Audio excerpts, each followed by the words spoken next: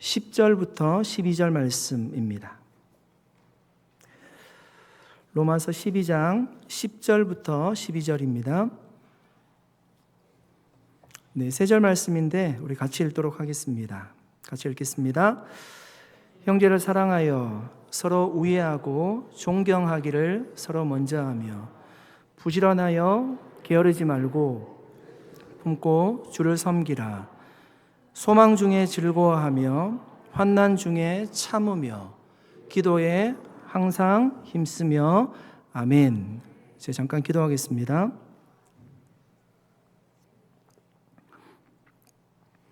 하나님 아버지 감사드립니다.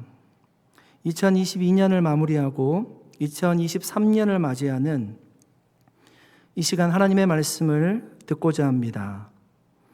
주님 말씀하여 주시고 깨닫게 하여 주시옵소서. 감사드리며 예수님의 이름으로 기도드립니다. 아멘.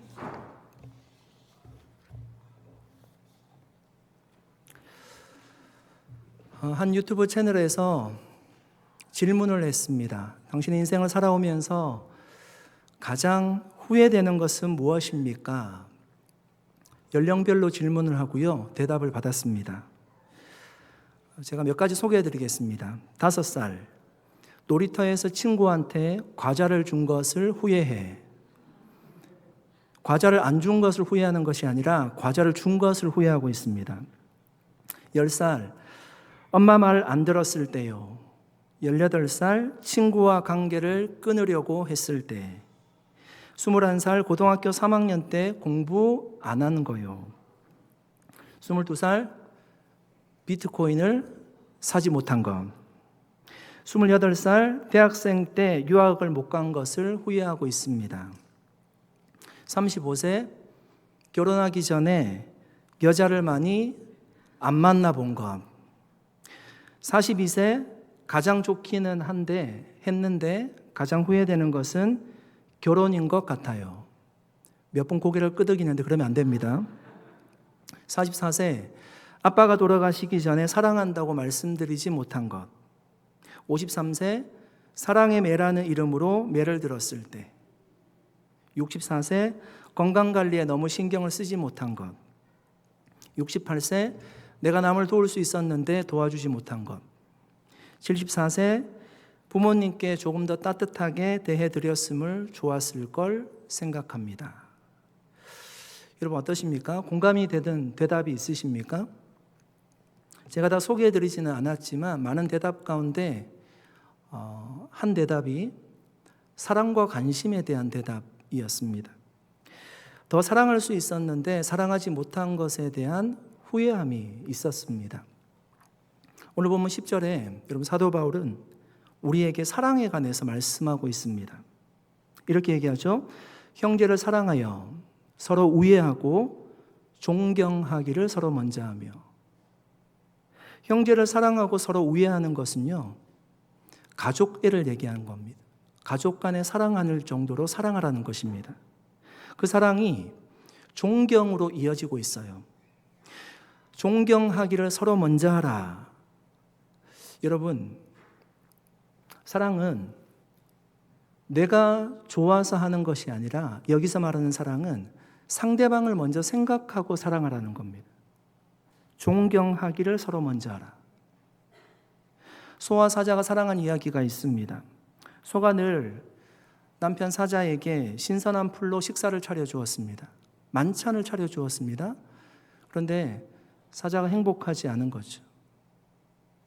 질세라 사자가 좋은 레스토랑에 고깃집으로 아내를 데리고 갔습니다. 아내 소도 행복하지 못했습니다. 자신에게 좋은 것을 사랑하는 것이 아니라 상대방을 먼저 생각하고 사랑하라는 교훈입니다. 예수님이 제자들에게 새 계명을 주셨습니다. 그 내용이 무엇인가 하면요, 서로 사랑하라는 것이었습니다. 요한복음 13장 34절에 이렇게 말씀합니다. 새 계명을 너희에게 주노니 서로 사랑하라. 내가 너희를 사랑한 것 같이 너희도 서로 사랑하라. 여러분, 서로 사랑하는 것이 왜 새 계명일까요? 구약 성경에도 내 이웃을 내 몸과 같이 사랑하라. 사랑에 대한 계명이 많이 나와 있습니다. 사랑하라는 계명은 새로운 것이 아닌 것 같은데 예수님은 서로 사랑하는 것이 새 계명이라고 말씀하십니다. 전혀 새로운 계명이 아닌 것 같은데 왜 그렇게 말씀을 하셨을까? 여러분, 예수님은 이런 말씀하셨죠? 율법을 폐하러 온 것이 아니라 율법을 완성하러 오셨다고 말씀하셨습니다. 예수님이 말씀하신 사랑의 의미는 더 완성되고 온전해진 개념입니다. 구약시대 때 여러분, 내 이웃을 내 몸과 같이 사랑하라고 얘기했을 때 여러분, 이스라엘 백성들, 유대인들이 느꼈을 자신의 이웃은 누구였을까요? 동족인 유대인이었습니다. 그들은 다른 민족을 자신의 동족이라고 생각하지 않았어요. 자신의 이웃이라고 생각하지 않았습니다. 그런데 예수님은요, 사마리아인도 만나시고요, 이방인도 만나셨어요. 예수님에게는 경계가 없었습니다. 주님은 원수까지라도 사랑하라고 말씀하십니다. 그러니까 유대인들에게, 이스라엘 백성들에게 이웃을 사랑하지 않는, 타민족을 사랑하지 않는 유대인들에게 원수를 사랑한다는 얘기는요, 개념이 없는 겁니다. 그러니까 예수님의 사랑의 개념은 완성된 개념이죠. 예수님께서 말씀하신 서로 사랑하라는 의미가 그래서 새 계명으로, 완전한 계명으로 주어진 것입니다. 예수님은 내가 너희를 사랑한 것 같이 너희도 서로 사랑하라고 말씀하십니다. 예수님이 우리를 어떻게 사랑하셨습니까? 하늘 보좌를 버리시고 낮고 낮은 이 땅 가운데 오셔서 인간의 몸을 입으시고 십자가에 죽으시면서까지 사랑하셨습니다. 그러니까 예수님의 사랑의 핵심이 희생적인 사랑입니다. 그러니까 서로 사랑하라고 얘기했을 때 내가 좋아서 사랑하는 것이 아닙니다. 연인들끼리 서로 엔조이하면서 사랑하라, 그런 의미가 아니고요. 여기서 사랑이라는 단어는 희생적인 사랑이에요. 그런 사랑을 예수님처럼 하라는 얘기입니다. 우리는 요한복음 13장 34절에 우리가 지금 읽었던 서로 사랑하라, 이것이 새 계명이다, 이 말씀은 잘 아는데 바로 이어서 나오는 35절 말씀 우리가 잘 모릅니다. 35절에 그 사랑의 결과가 어떤지를 우리에게 알려주고 있습니다. 35절에 이렇게 말하죠. 너희가 서로 사랑하면 이로써 모든 사람이 너희가 내 제자인 줄 알리라. 여러분, 사람들이 우리가 하나님의 자녀인지 언제 알 수 있는가 하면요, 우리가 사랑하는 모습을 보면 안다고 얘기합니다.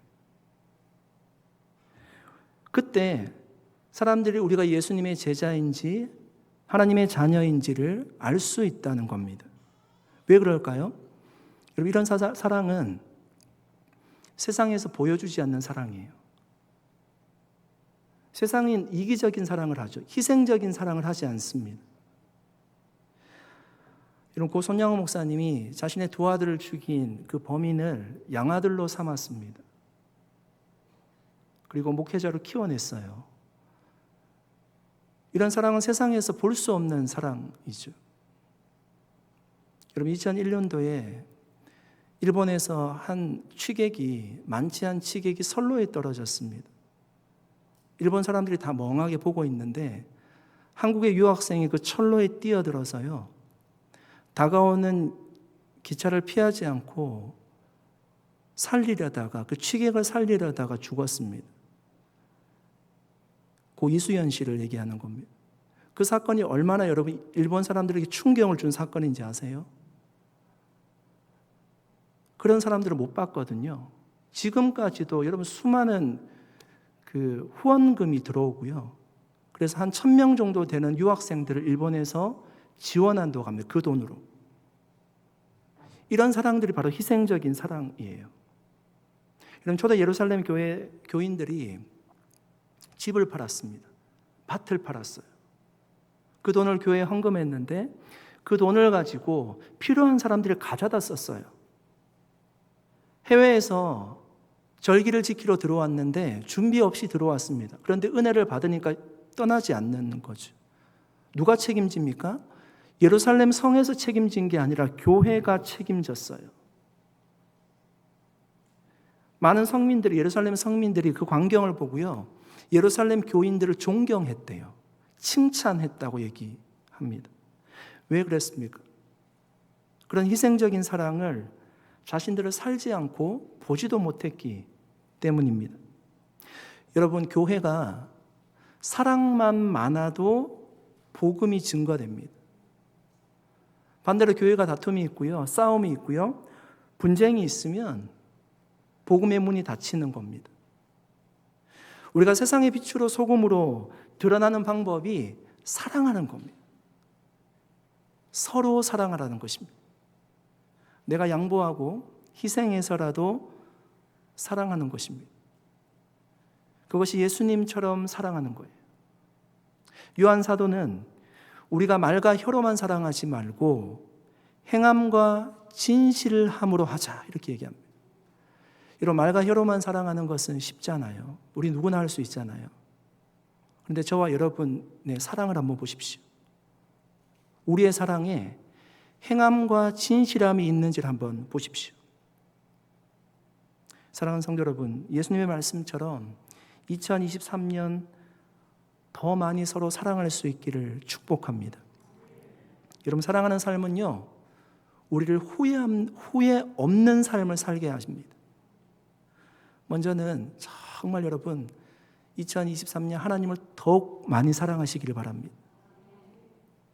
그리고 여러분 가족들, 사랑하는 자녀들, 부모님, 그리고 남편, 아내, 가족들을 많이 사랑하시기를 축복합니다.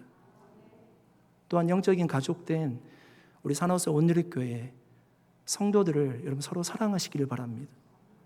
어렵고 힘든 분들, 말 못할 분들, 교제가 필요한 분들 얼마나 많이 있습니까? 그렇게 저는 우리 산호서 온누리교회가 지금도 좋지만 앞으로 더욱더 따뜻한 교회가 되었으면 좋겠습니다. 서로 사랑하고 기도해주고 위로해주는 그런 복음에 깨어있는 믿음의 공동체 되기를 축복합니다. 백발의 한 노인이 있었습니다. 그는 인생의 쓴맛 한 맛을 다 본 노인이었습니다.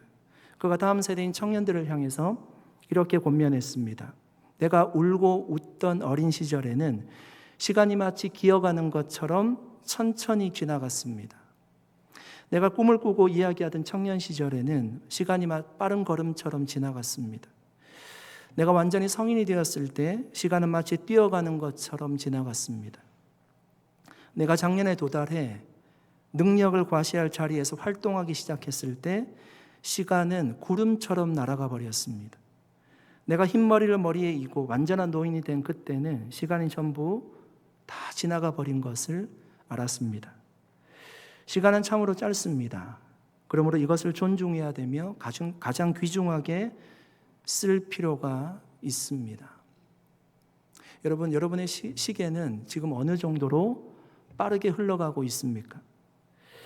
여러분, 다들 한 해 동안 얼마나 바쁘게 살아오셨습니까? 저도 산호서 온누리교회 부임을 하고요, 정말 1년 동안 시간이 어떻게 갔는지 모르겠습니다. 네.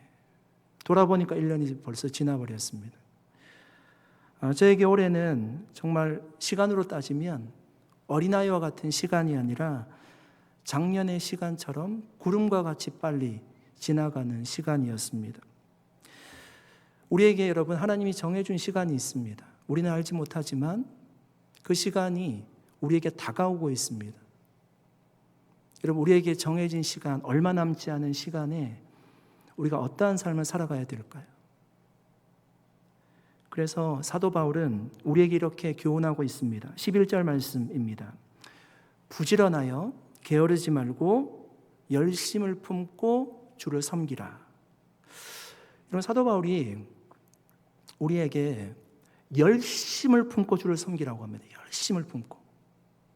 여러분, 열심을 품고 주를 섬기라는 얘기가 원어적인 의미로 영혼이 부글부글 끓어오르는 걸 얘기합니다. 이게 열심을 품다는 얘기입니다. 그러니까 영적으로 굉장히 뜨거운 상태예요. 이 말이 과거 시제로 기록이 된 것이 아니라 현재 시제로 기록이 되었습니다. 우리 보통 간증하라고 하면 예전에 내가 어떻게 하나님을 만났다, 보통 이런 간증 많이 하잖아요. 그때 과거에 한 번 뜨거웠을 때가 아니라 지금 뜨겁냐고 물어보는 겁니다. 내가 그 뜨거움을 지금 유지하고 있는지를 물어보는 거예요. 그것이 주를 위해 열심을 품는다는 뜻입니다. 여러분, 우리가 한 해 동안 열심히 주를 섬겨왔는지를 알 수 있는 방법이 지나온 1년 동안 내 사역들을 돌아보고 회고하고 내가 알 수 있는 것이 아니라 내 영혼을 바라보면 됩니다. 내 마음을 바라보면 된다고요. 내 마음이 지금 부글부글 끓어오르고 있습니까? 영혼이 정말 하나님을 향해서 부글부글 끓어오르고 있습니까? 영혼이 뜨거운 마음을 지금 유지하고 있습니까? 여러분, 그러면 한 해 동안 주님을 잘 섬긴 것입니다. 여러분, 예레미야는 하나님의 일을 하지 않으면 참을 수 없는 그런 불붙은 마음을 가지고 있었어요. 이런 마음이 영혼이 끓어오르는 마음이에요. 예레미야 20장 9절 말씀입니다. 내가 다시는 여호와를 선포하지 아니하며 그의 이름으로 말하지 아니하리라 하면 내 마음이 불붙는 것 같아서 골수에 사무치니 답답하여 견딜 수 없나이다. 여러분, 이런 마음을 느껴보셨습니까? 하나님 말씀을 증거하지 못하게 하면 내 마음이 불붙는 것 같아서 답답하여 견딜 수 없다고 합니다. 우리가 2023년 여러분 품어야 될 마음은 바로 이런 마음입니다. 영적으로 부글부글 끓어오르는 마음입니다. 이런 마음이 성령으로 충만한 마음입니다. 이런 마음이 있으면요, 영혼이 메마르지 않아요. 주님이 기뻐하시는 일을 감당하되 여러분 정말 기쁨으로 감당할 수 있어요. 이런 분들 만나면요, 저도 기분이 좋아요. 영적으로 뜨거운 분을 만나면 나도 닮고 싶습니다. 그런데 여러분, 이런 마음이 반대로 사그라들면요, 영적으로 게으른 마음이 임하게 됩니다. 여러분, 성경은 게으름에 대해서 여러 곳에서 얘기를 많이 하고 있죠. 게으름이 죄라고 얘기를 하고요. 잠언 6장에 보시면 개미에게 가서 부지런함을 배우라고 얘기합니다. 게으른 자는 이렇다라고 얘기합니다. 좀 더 자자, 좀 더 졸자, 손을 모으고 좀 더 누워있자. 또 얘기합니다. 게으른 자는 말하기를 사자가 밖에 있은즉 내가 나가면 거리에서 찢기겠다 하느니라. 여러분, 여기서 말하고자 하는 게으른 자의 특징이 뭘까요? 게으른 자는 자기 합리화를 잘한다는 거예요. 그러니까 상식적으로 여러분 생각해 보시면 집 밖에 사자가 있을 사건이 일어날까요? 없는 얘기인데 자기 합리화하는 거죠. 그러니까 가상의 상황을 만들어내는 겁니다. 그러니까 내가 목표를 설정해 두고도 자신의 태도를 잘 바꿔요. 쉽게 바꿔 버립니다. 마태복음 25장에 보시면 한 주인이 타국에 갈 때 세 명의 종을 부릅니다.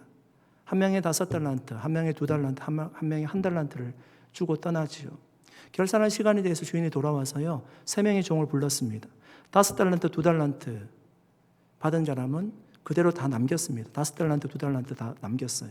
1달란트 받은 자가 이렇게 얘기합니다. 마태복음 25장 24절, 25절 말씀입니다. 1달란트 받았던 자는 와서 이르되 주인이여, 당신은 굳은 사람이라 심지 않은 데서 거두고 해치지 않은 데서 모으는 줄을 내가 알았으므로 두려워하여 나가서 당신의 달란트를 땅에 감추어 두었었나이다. 보소서 당신의 것을 가지셨나이다.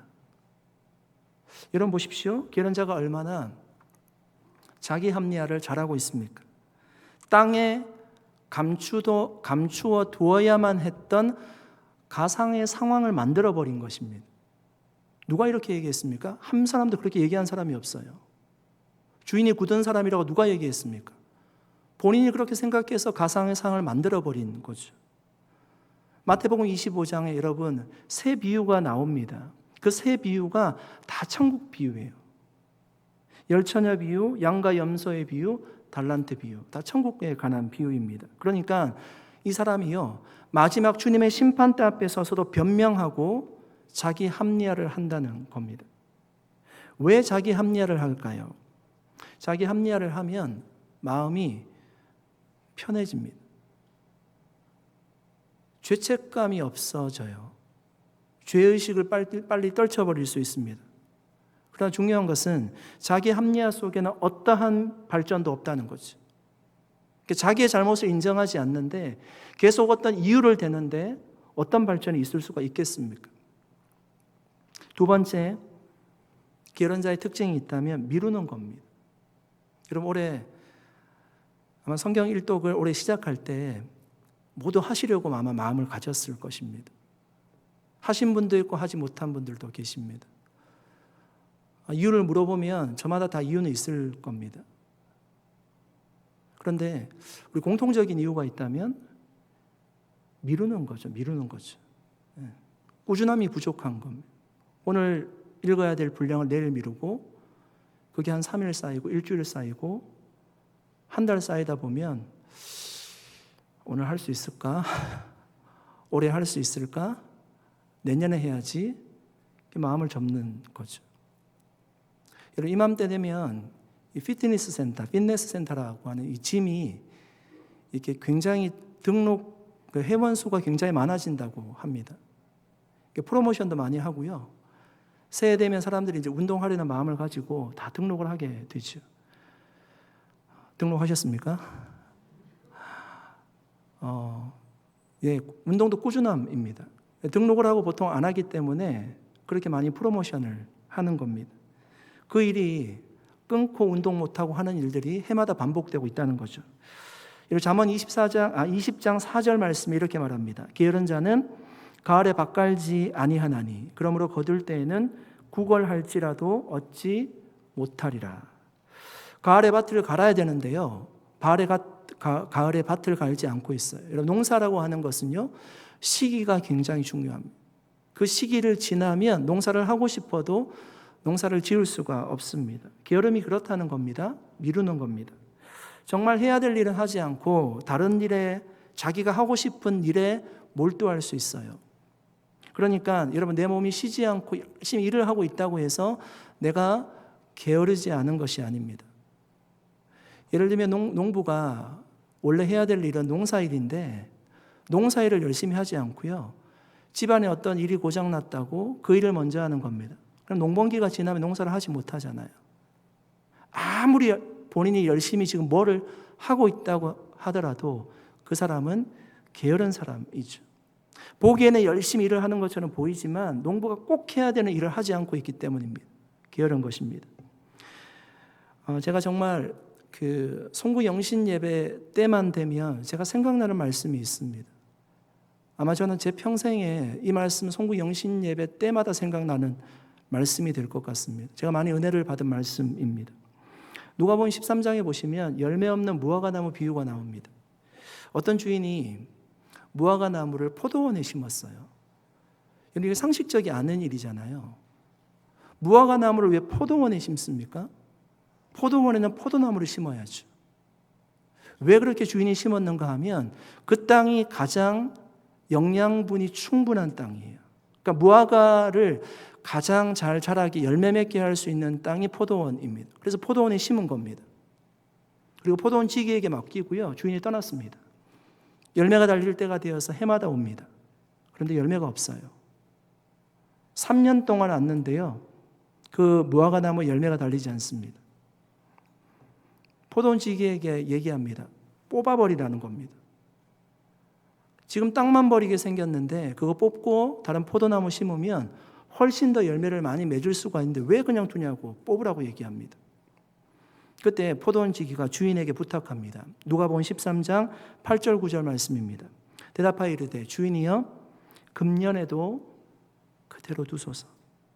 내가 두릅하고 거름을 줄이니 이후에 만일 열매가 열면 좋거니와 그렇지 않으면 찍어버리소서 하였다 하시니라. 여러분, 여기서 포도원 지기는 예수님을 비유하고요, 주인은 하나님을 비유합니다. 열매 없는 무화과 나무는 이스라엘 백성들을 얘기하는 겁니다. 주님이 어찌하든지요 그 무화과 나무를 살려보려고 하는 것입니다. 올해는 열매가 달리도록 더 기도하고 잘 돌봐주겠다는 겁니다. 그러니까 제발 그대로 두라는 것입니다. 저는 이것이 저를 향한 주님의 말씀인 것 같습니다. 우리를 보시고 예수님이 그런 마음을 가지지 않을까요? 사랑하는 성도 여러분, 2022년 여러분 어떤 삶을 살아오셨습니까? 게으른 삶을 살아오셨습니까? 열매 없는 삶을 살아오셨습니까? 우리 마음 가운데 그런 마음 가졌으면 좋겠습니다. 2022년은 2023년을 위한 디딤돌이다 이렇게 생각하십시오. 주님은 우리에게 또 다른 기회를 반드시 주십니다. 저는 기독교가 기회의 종교라고 생각합니다. 우리가 죄인이었을 때 하나님께서 한 번 심판하시고 우리를 영원한 지옥불에 떨어뜨렸다면 어느 누구도 하나님의 자녀가 될 수 없었습니다. 그러므로 여러분 2023년에 우리가 성령으로 우리의 마음이 게으르지 않도록 부글부글 끓어오르도록 성령 충만함을 늘 사모하시기를 바랍니다. 여러분 그 불이 꺼지면요 냉랭해집니다. 영적으로 메마릅니다. 사람을 만나도 생기가 없습니다. 불붙는 마음이 잘 유지되면 우리는 열심을 낼 수 있습니다. 왜 그렇게 살아야 되는가 하면요 주님이 세월을 아끼라고 우리에게 말씀하셨어요. 세월을 아끼라. 세월을 아끼라. 이 빠르게 지나가는 시간에 여러분 정말 가치 있고 의미 있는 삶을 살아야 되지 않겠습니까? 주님 주신 기회를 최대한 잘 활용하기 위해서 열심을 품고 살아가라는 말씀입니다. 여러분 그렇게 정말 성령의 불붙은 마음으로 2023년 부지런히 여러분 살아가셔서 신앙의 열매를 많이 맺으시고 또 주님께 큰 칭찬을 받는 저와 여러분 되시기를 예수님의 이름으로 간절히 축복합니다. 12절 말씀 여러분 같이 한번 읽어보겠습니다. 12절 말씀 같이 읽겠습니다. 시작. 소망 중에 즐거워하며 환난 중에 참으며 기도에 항상 힘쓰며. 여러분 소망이 있는 사람은 즐거워할 수 있습니다. 소망이 있는 사람. 소망은 내가 기대하는 것이죠. 우리가 예수님을 믿고 따르면서 여러분 정말 소망해야 될 것은 무엇일까요? 우리 개인에게 이제 조금 이따 기도 제목 적을 텐데 소망하는 것이 무엇입니까? 라고 얘기하면 개인마다 원하는 것이 기도하는 제목들이 다 다를 것입니다. 그런데 정말 우리가 공통적으로요 내가 예수님을 믿고 따라가면서 정말 소망해야 될 것은 무엇일까요? 장차 여러분 우리에게 하나님의 나라가 임할 것을 여러분 소망하십니까? 소망하십니까? 정말 우리가 그것도 소망해야 됩니다. 내가 완전한 구원을 받을 그때를 소망해야 됩니다. 구원이 완성될 그 시점을 소망해야 됩니다. 하나님을 얼굴과 얼굴을 맞대어 대면할 것을 소망해야 됩니다. 여러분 이런 소망을 가진 사람은요 당연히 기뻐하고 즐거워할 수 있습니다. 그런데 여러분 신앙의 신비는 환난 중에도 즐거워할 수 있다는 것입니다. 이게 더 중요합니다. 이런 소망 가운데 기뻐할 수 있는 것은요 세상 사람들도 그렇게 할 수 있어요. 내가 원하는 것이 된다면 나의 꿈이 이루어진다면 즐거워할 수 있죠. 더 중요한 것은요 환난 가운데도 즐거워하는 거예요. 여러분 초대교회 때 사도들이 예수님을 전하다가 산헤드린 공회에 붙잡혀 갔습니다. 매를 맞으면서도요 기뻐했어요. 매를 맞는 것을 합당하게 여겼다고 얘기합니다. 여러분 어떻게 이렇게 할 수 있을까요? 사도행전 5장 41절 말씀입니다. 사도들은 그 이름을 위하여 능력받는 일에 합당한 자로 여기심을 기뻐하면서 공의 앞을 떠나니라. 바울이 빌립보에서 귀신 들린 귀신을 쫓아내고요. 많은 매를 받고 빌립보 감옥에 갇히잖아요. 한밤중에 찬송하고 기도했습니다. 얼마나 아파요. 그날 맞았는데. 고통 중에 있는데도요. 낙심하지 않고 하나님을 찬송하고 기뻐했습니다. 여러분, 이런 즐거움, 이런 기쁨, 우리에게서 빼앗아갈 수 없는, 성도들이 누릴 수 있는 기쁨이라는 것입니다. 여러분, 그리스도인에게는 이런 기쁨이 있어요. 이것이 바로 세상이 알 수 없는 기쁨이에요. 여러분, 어떻게 환난 가운데 기뻐할 수 있을까요? 저와 여러분 안에 하나님이 계시기 때문입니다. 기쁨과 즐거움의 근원이 세상에 있는 뭔가가 아니라 그 기쁨의 근원이 하나님이신데, 그 하나님이 저와 여러분 안에 계세요. 그 기쁨의 근원인 하나님께서 마르지 않는 샘과 같이 우리에게 기쁨이 흘러가도록 역사하시기 때문에 우리가 환난 가운데도 기뻐할 수 있는 것입니다. 여러분, 바울이 지금 편지를 쓰고 있잖아요. 로마 교인들에게 편지를 쓰고 있는데, 지금 로마는요, 굉장히 고난과 핍박이 있던 때였어요. 예수 믿는다고 붙잡히면요, 사자의 밥이 되던 때였습니다. 지하 감옥에, 깊은 감옥에 들어갈 수 있던 때였습니다. 조롱과 멸시를 받고요, 사회적으로 예수를 믿으며 성공할 수 있는 때가 아니었습니다. 가난과 질병이 있던 때였습니다. 이 모든 것이 다 환난이에요. 그런데도 이런 환경이 그들에게 있는 즐거움을 빼앗아갈 수 없었다는 것입니다. 왜냐하면 여러분, 그때에도 주님이 그곳에 함께하고 계셨기 때문입니다. 그래서 바울은 환난 중에 참고 인내하라는 것입니다. 로마서 5장 3절 4절 말씀입니다. 다만 이뿐만이 아니라 우리가 환난 중에도 즐거워하나니, 환난 중에도 즐거워하나니, 환난은 인내를, 인내는 연단을, 연단은 소망을 이루는 줄 알미라. 여러분, 우리 앞에 나쁜 일이 일어나기를 기대하고 좋아하는 분은 여기 단 한 사람도 앉아 계시지 않습니다. 그러나 여러분, 주님은 때로 우리에게 여러 가지 환난을 주실 때가 있습니다. 그때 우리는 여러분, 소망 가운데 즐거워하면서 환난을 참고 인내해 내야 된다는 것입니다. 여러분, 사람들 그런 얘기 많이 하잖아요. 내가 주님의 참된 자녀라는 증거는 내가 어려움에 처해 볼 때, 고난이 있을 때, 힘든 일이 있을 때 드러나게 된다는 것입니다. 여러분, 예수님이 십자가를 지시고요, 제자들이 다 떠났습니다. 뿔뿔이 자신의 생계를 위해서 다 떠났습니다. 그들이 예수님과 3년 동안 다니면서 예수님을 고백했습니다. 주는 그리스도시요 살아계신 하나님의 아들이십니다. 그 믿음이 진실된 믿음이었습니다. 그런데 예수님이 돌아가시는 것을 보고요, 그 믿음이 흔들리기 시작했습니다. 자기도 여기 있으면 자신의 스승 예수와 같이 내가 핍박받아 죽을 수도 있다는 그 두려움이 그들에게 엄습하였습니다. 다 떠나갔죠? 그런데 예수님이 부활하시고 그들을 다시금 찾아가셨습니다. 그리고 만나주셨습니다. 내가 살아있다는 증거를 보여주셨습니다. 그리고 나서 그들의 삶을 한번 보십시오. 그들이요, 담대해졌어요. 핍박을 두려워하지 않는 사람이 되었어요. 역사에 의하면 모두 순교의 잔을 받았노라고 얘기하고 있습니다.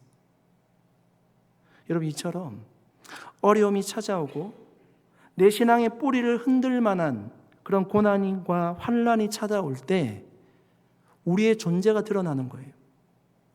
내가 어떤 사람인지 그때 드러나는 것입니다. 그때 주님에게서 여러분 도망칠 것인지, 그 환난이 있는 그때에 내가 도망칠 것인지, 아니면 소망 중에 즐거워할 수 있는지, 환난을 참아낼 수 있는지, 그 믿음이 드러나는 거예요.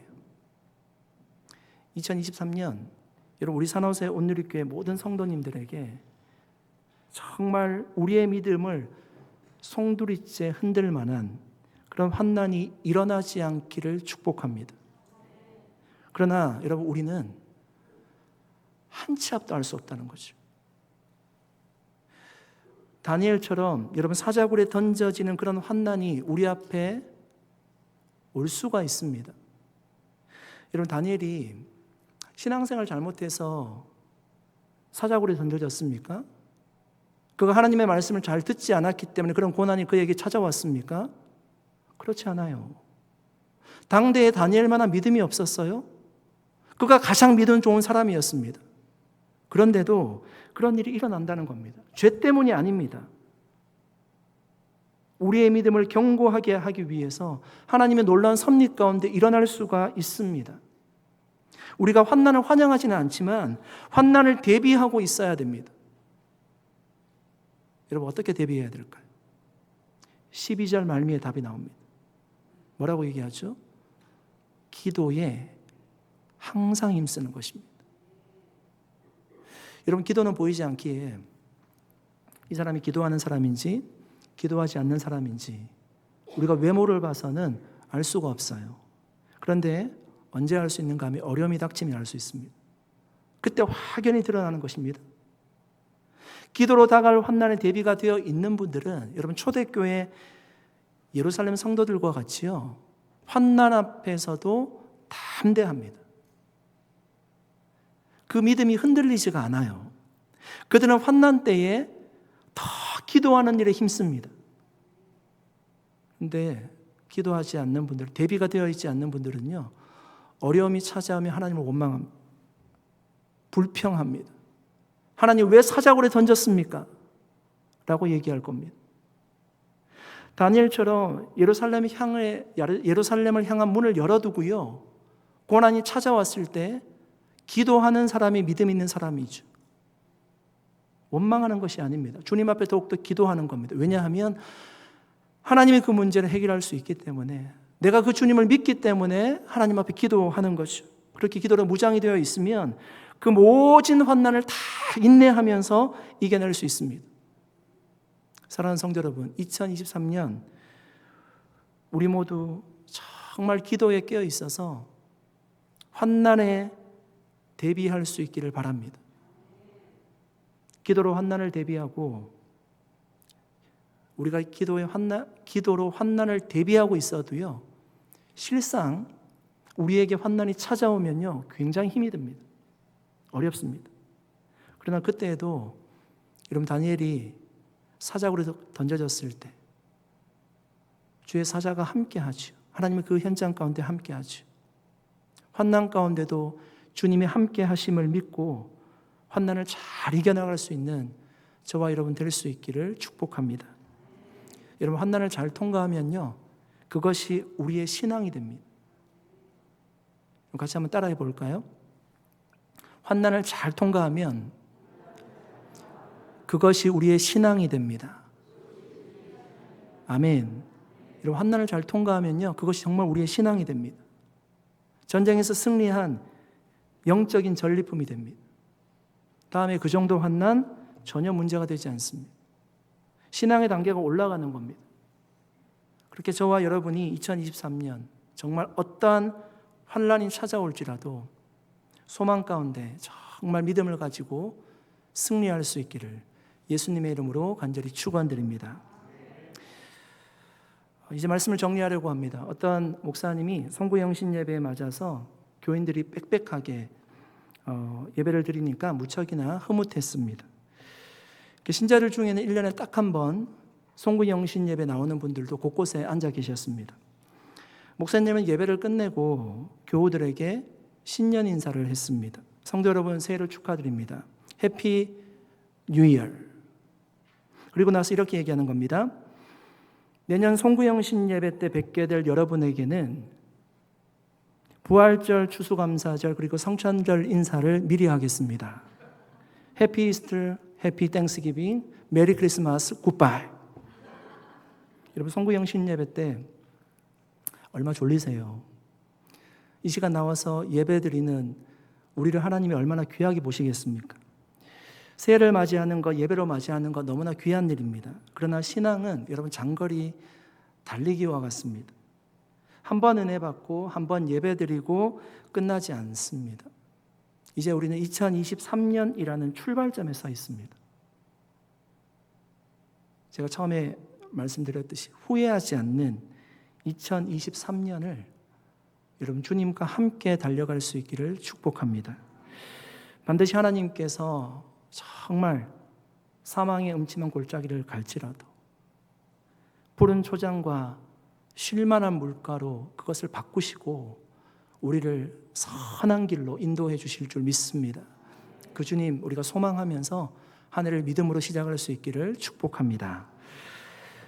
여러분 2022년 우리가 한 해를 지나왔는데 2022년 우리가 좀 회고하면서 영상을 준비했습니다. 하나님은 어떤 역사를 이루셨는지 함께 영상을 보도록 하겠습니다.